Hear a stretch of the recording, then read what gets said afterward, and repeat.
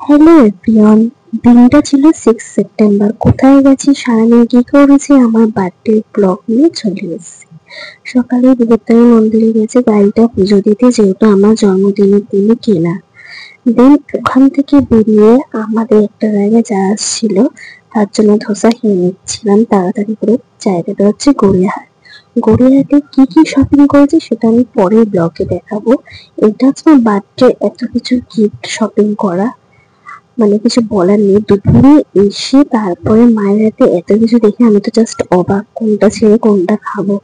মানে বার্থডে দুপুরটা জমে গেছে এক কথায়। দেন তাড়াহুড়ো করে রেডি হচ্ছিলাম, আর এই দেখো এইগুলোকে সব বার করে নিই বার্থডে দিন।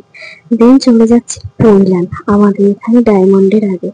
খুব ভালো মন্দির। দেন সন্ধ্যেবেলা এসে কেক কাটিং করে নিলাম।